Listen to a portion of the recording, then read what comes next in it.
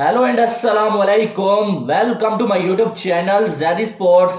तो जनाब, India versus England तीसरे दिन का खेल खत्म हुआ है, जहां पर इंडिया की टीम ड्राइविंग सीट पे नजर आ रही है, लेकिन ओली पॉप ने इंग्लैंड वालों की इज्जत बचा ली है। कहीं ना कहीं एक इनिंग्स की शिकस्त से जो ओली पॉप ने इंग्लैंड को बचा लिया है, और क्या कमाल की उसने बैटिंग की है। 208 बॉलों पे 148 रन और कमाल की उसने बैटिंग किया, 17 चौके लगाने में कामयाब हुआ है। एक साइड जो है इंग्लैंड की विकेटें गिरती जा रही थी, कोई कुछ खास कर नहीं पाया, चाहे वो बेन स्टोक्स हो, चाहे वो बैरिस्टो हो, चाहे वो जोए रूट हो, लेकिन ओली पॉप ने कमाल की बैटिंग की है और इंग्लैंड को थोड़ा सा कम बैक करने का जो मौका दिया है इस मैच में। इतना मौका इंग्लैंड को जरूर दिया है कि आप अगर 200-250 का टारगेट दे दें तो आपको थोड़ी सी उम्मीद होगी कि भाई आप ये मैच जो है वो जीत सकते हैं, अगर कोई बहुत अनबिलीवेबल जो है इंग्लैंड की जानब से बॉलिंग हो जाए। लेकिन आज के दिन अगर देखा जाए तो कल आपको मालूम है जडेजा और अक्षर पटेल क्रीज पे मौजूद थे, लेकिन आज आते साथ कोई 15 रन ही जो है इंडिया की टीम जोड़ पाई है और इंडिया की टीम जो है वो ऑल आउट हो गई है 436 रन पे। अब जडेजा भी जो है अगर देखा जाए तो अच्छी बैटिंग कर रहे थे, लेकिन 87 पे ये आउट हुए हैं। तीन इंडिया के बैटर्स जो है वो 80 से ऊपर रन बनाने के बाद आउट हुए, यानी कि अपनी सेंचुरी के करीब आने के बाद आउट हुए हैं। भाई जायसवाल ने भी कमाल की बैटिंग की, फिर राहुल ने, उसके बाद जडेजा ने और अक्षर पटेल ने भी जो है 41 ने 44 रन बनाए और अच्छा जो है साथ दे रहे थे जडेजा के, लेकिन बाद में जो है वो अक्षर पटेल भी आउट हो गए। उसके बाद जब इंग्लैंड की बारी आई तो अब इंग्लैंड की तरफ से आपको पता है उनके जो ओपनर्स हैं उनकी इंटेंट ही यही होती है कि भाई हमने जो है बेसबॉल खेलना है और हमने इसके अलावा कुछ करना नहीं है। लेकिन 45 रन पे जो है वो जैक कराली जो है स्टार्ट में आउट हुए, जब इनको एशवन ने आउट किया और वो बहुत कमाल का जो एशवन का विकेट था, सीधा सीधा जो है वो रोहित शर्मा के हाथ में वो कैच गया और रोहित शर्मा बड़े जो है सेलिब्रेट करते हुए नजर आया उस कैच को। उसके बाद डकित की बात की जाए तो ये बहुत कमाल की बैटिंग कर रहा था, तेज खेल रहा था, और जब आप जो इनके ओपनर्स को आउट कर लेते हैं ना, वहां पर जो इंग्लैंड का जो बेस बॉल है वो दम तोड़ जाता है। ठीक है, तो आप जो है डकित को जसप्रीत बुमराह ने आउट किया और क्या कमाल का वो बॉल था यार, जो हमने देखा कि इतने जोर से वो बॉल पड़ा और जो है इनस्विंग हुआ और उसे समझ ही नहीं आया, खड़क करके जो है विकेटें जो है पीछे जाती हुई नजर आई। फिर उसके बाद अगर देखा जाए तो जोए रूट को बड़ा जो है सटल करके आउट किया जसप्रीत बुमराह ने, और इसको भी बॉल का समझ ही नहीं आया और उसने रिव्यू भी लिया, लेकिन वो रिव्यू किसी काम का नहीं आया। हालांकि वो पहले भी एक बार अगर इंडिया रिव्यू ले लेता तो जो है उसकी विकेट पहले भी मिल सकती थी। उसके बाद बैरिस्टो, अब बैरिस्टो को देखा जाए ना तो बैरिस्टो को जो है जडेजा का बॉल बिल्कुल समझ नहीं आया। तो देखें तो उसने सोचा यार थोड़ा सा बॉल जो है स्विंग होगा, लेकिन ऐसा कुछ नहीं हुआ, सीधा सीधा बॉल जो है उसको पड़ा, खड़क करके जो है उसको भी जो है वो क्लीन बोल्ड कर दिया जडेजा ने, और वो जो है बड़ी हैरत से देखता रहा यार कि मेरे साथ हुआ क्या है। इसी तरह से उसके बाद बेन स्टोक्स की बात करें तो स्टोक्स को भी जो है समझ ही नहीं आई, जिस तरह से जो है स्टोक्स को एशवन ने बोल्ड किया और एशवन ने 12 बार जो स्टोक्स को आउट कर चुके हैं एशवन, और इन दोनों की बड़ी अच्छी जो है हमें लड़ाई जो है मैदान में देखने को मिलती है बॉल और बैट की। और आज फिर से पहले जो है एशवन ने हमको देखा कि एक बार जो है वो बॉल करते करते रुक गए, फिर अगला बॉल जो है बिल्कुल जो है वो उसको जो है टांगों के बीच में वो बॉल जो है मार दिया, लेकिन फिर भी वो सर्वाइव कर गया। लेकिन उसके बाद उसको जो है बोल्ड कर दिया आर एशवन ने, और जो है वो बेन स्टोक्स को भी समझ ही नहीं आया कि यार बॉल गुस्सा कहां से, और वो भी जो है देखता ही रहा और जो है जाते जाते वो तारीफें भी करता रहा एशवन की कि यार कमाल का वो बॉल फेंका हुआ था। बाकी अगर देखें तो फोक्स और साथ में जो है वो ओली पॉप की एक अच्छी पार्टनरशिप जारी थी, लेकिन फोक्स को भी जो है वो अक्षर पटेल ने बोल्ड किया, बॉल थोड़ा सा नीचे रहता हुआ था, उसमें जब बोल्ड हो गए वो बहुत ज्यादा नीचे बॉल वो रह गया था। लेकिन ओली पॉप जो है रेहान के साथ खड़ा है भाई, और क्या कमाल की ये बैटिंग कर रहा है, 208 बॉलें खेल के 148 रन और जो है 17 जो है वो चौके लगा चुके हैं, 5वीं इसकी सेंचुरी थी।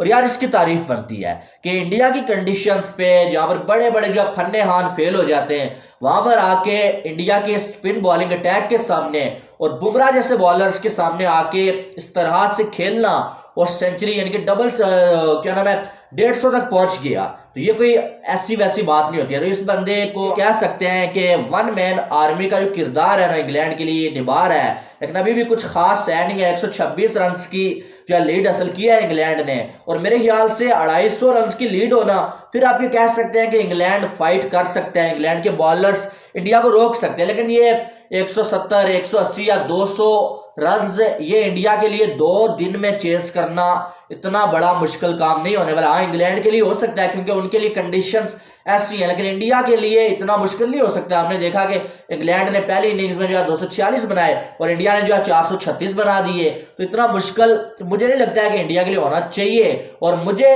इस वक्त भी ये लग रहा है कि इंडिया इस मैच में ड्राइविंग सीट के ऊपर है। ठीक है, इंडिया ड्राइविंग सीट के ऊपर। अभी 1 विकेट इंडिया को मिल जाता है ओली पॉप का, जो कि कल मुझे ऐसा लगता है कि पहले ही जो है 20-25 मिनट्स में मिल जाएगा इंडिया को। तो ये इंग्लैंड शायद के जो है वो इंग्लैंड की टीम जो है वो 170-80 का टारगेट भी इंडिया को ना दे पाए।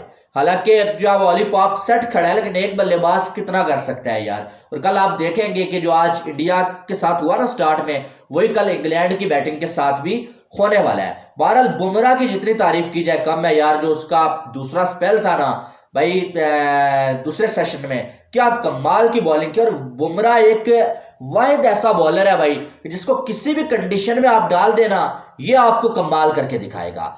चाहे वो ऑस्ट्रेलिया हो, न्यूजीलैंड, साउथ अफ्रीका, इंग्लैंड, जहां पर मर्जी, वेस्ट इंडीज हो, इस बंदे ने परफॉर्म करके दिखाया हुआ है। और ये वो कंडीशन वाला बॉलर नहीं है। कुछ बॉलर्स होते हैं ना भाई कि वो पाकिस्तान में ठीक चलेगा, इंग्लैंड में नहीं चलेगा, इंडिया में ठीक चलेगा, इंग्लैंड में नहीं। भाई साहब, इस बंदे को जहां मर्जी डाल लो ना, ये डोमिनेट करता है। और वर्ल्ड क्लास की डेफिनेशन यही होती है। वर्ल्ड क्लास यही होता है। वर्ल्ड क्लास वो नहीं होता है जो अपने लिए स्कोर बना ले या अपनी कंडीशन में 1-2 विकेटें ले ले और बाहर जाके एक्सपोज हो जाए, वो वर्ल्ड क्लास नहीं होता। वर्ल्ड क्लास वो होता है कि जिसको जहां पर भी जो है वो मौका दो, जहां पर उसकी जरूरत हो वहां पर आके वो आपको करके दे।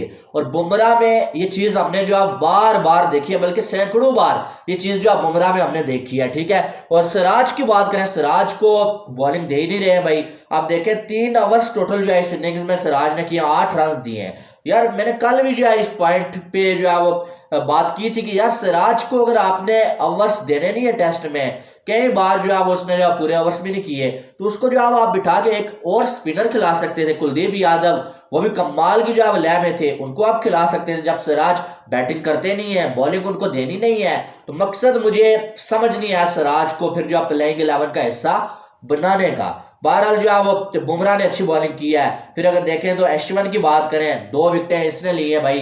पहले जो है वो जैक कराली को आउट किया, उसके बाद जैसे जो है बेन स्टोक्स को बोल्ड किया, 12वीं बार जो है बेन स्टोक्स को जो है वो अश्विन ने आउट किया। फिर उसके बाद अगर देखा जाए जडेजा बहुत कमाल की जो बॉलिंग की, 1 विकेट लिया, लेकिन बेरिस्टो को बिल्कुल जो है वो आप ये कह सकते हैं कि पगला के रख दिया था बेरिस्टो को।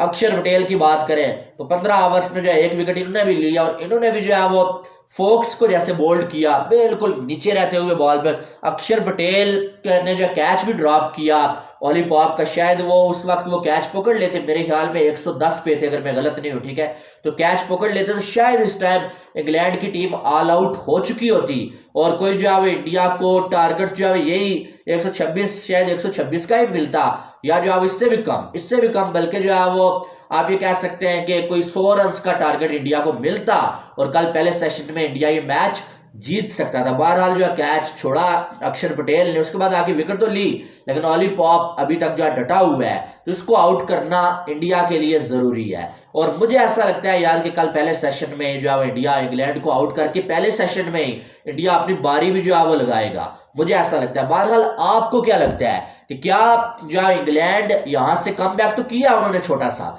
लेकिन क्या यहां से 250 रन का टारगेट इंडिया को दे सकता है और इंडिया को फंसा सकता है? ये आपने कमेंट बॉक्स में लाजमी बताना है। मुझे जो लग रहा है भाई साहब, मुझे यही लग रहा है कि इंग्लैंड 250 को छोड़े, इंग्लैंड जो है वो 200 का टारगेट भी नहीं दे पाएगा, बल्कि 170 तक इंग्लैंड पहुंच जाए, बहुत बड़ी बात है। इंडिया इस टाइम ड्राइविंग सीट के ऊपर है, और ये मैच मुझे जो लग रहा है कि इंडिया आराम के साथ जीत जाएगा। वैसे क्रिकेट है, कुछ कहना नहीं चाहिए, लेकिन ये मुझे जो लग रहा है भाई वो मैं आपको बता रहा हूं। ठीक है, बहरहाल वीडियो को लाइक करिएगा, चैनल को सब्सक्राइब करिएगा, ताकि आने वाली तमाम अपडेट्स आपको बर वक्त मिल सके। मिलते हैं नेक्स्ट वीडियो में। आपने बहुत सारा ख्याल रखिएगा। Love you all. Allah Hafiz.